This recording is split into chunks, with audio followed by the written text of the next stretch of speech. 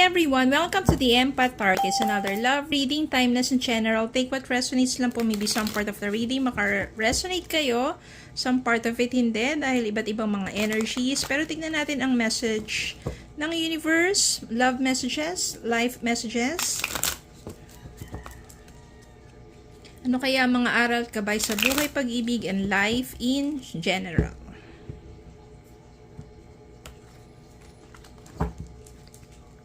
Spirit guys, send me messages. Anong love connections ito, lessons in life and guidance ang nais mong ipapatid sa amin? Mga aral gabay sa buhay, pag-ibig. Ano ang mas malalakas na mga energies or zodiac sign? Tingnan natin ang mga unang lumabas. You have here 4 of Swords. The Empress. 2 of Swords.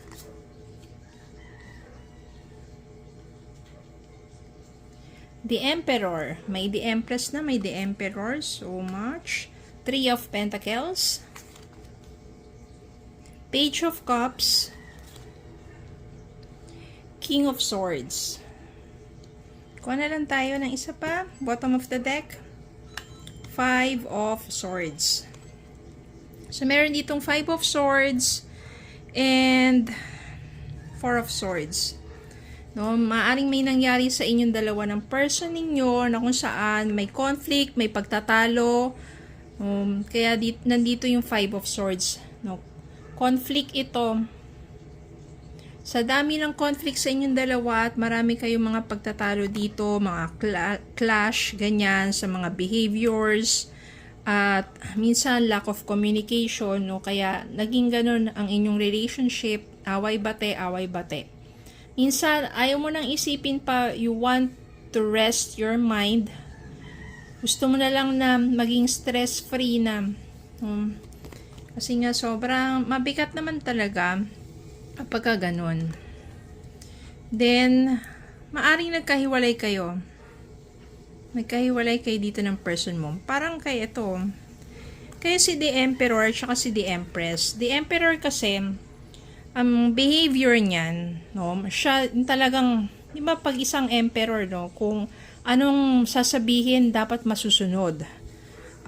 Medyo strict, tsaka, ano talaga to, matapang, malakas ang personality niya, na parang, ikaw bilang the empress, no, bilang babae o the empress, kung isa mo na, susunod na lang sa kanya, but you still take care of your relationship, of your connection. Parang you're still nurturing. Inaalagaan mo rin naman siya eh. Kaso na minsan parang susobra yung the emperor, no? Masyadong in control sa inyong dalawa.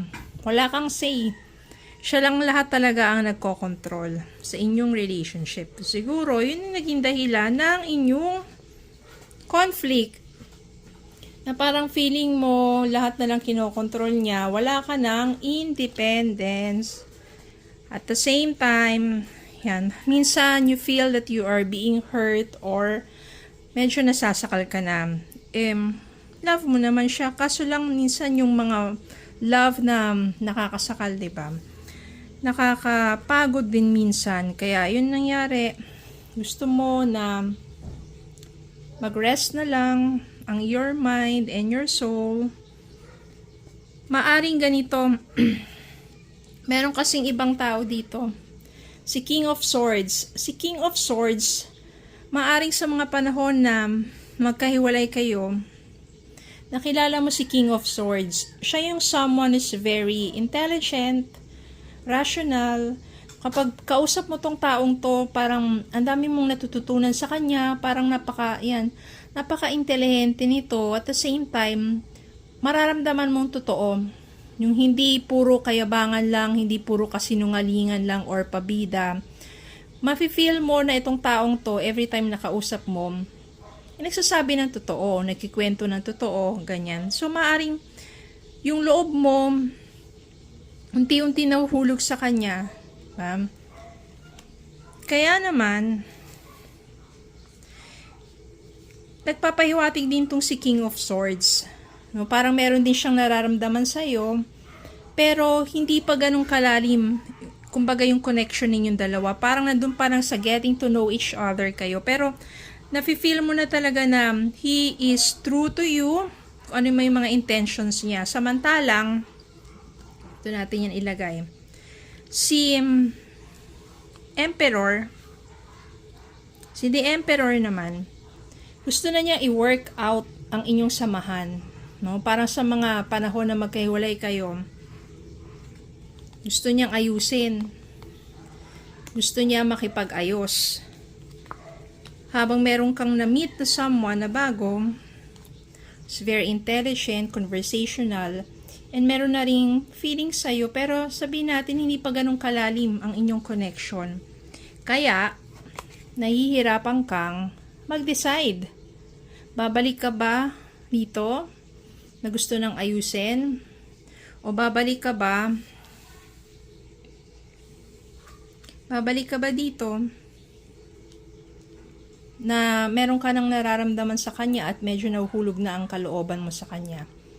So, mahirap mag-decide. Nahihirapan ka ngayon mag-desisyon. Tingnan natin ang love message para sa'yo. Ano bang dapat mong gawin?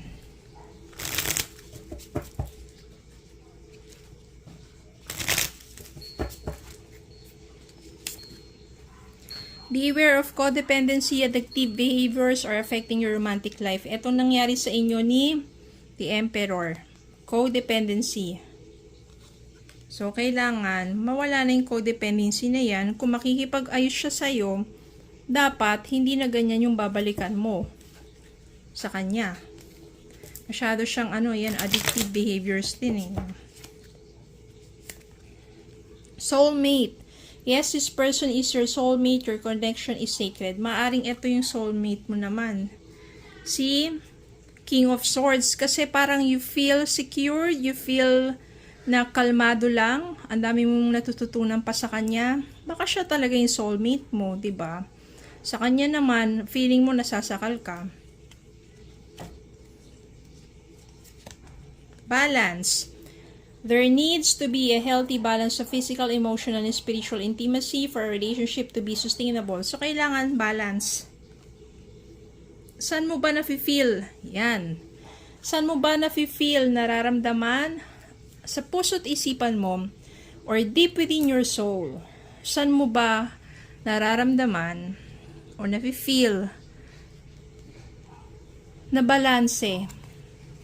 Balance, healthy balance, physically, emotionally, spiritual, no, ang person na yan para sa'yo. O ang relationship or ang connection na yan para sa'yo.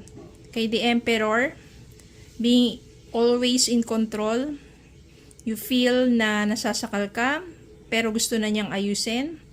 Or kay King of Swords na bago mo lang kakilala, hindi pa malalim ganun ang inyong relationship or connection, pero you feel na parang ang dami mong natututunan sa kanya and you feel parang kalmado, you feel safe, diba? So, nasa sa'yo yan. Kaya, ngayon, nahihirapan ka. So, sino man sa kanila ang nararamdaman mong balanse, healthy relationship, physical, emotional, spiritual intimacy, yun ang piliin mo. Mahirap kasi itong codependency na yan. Yun ang mangyayari talaga sa inyo. Puro conflict. So, I guess, sa reading na to, alam mo na kung sino.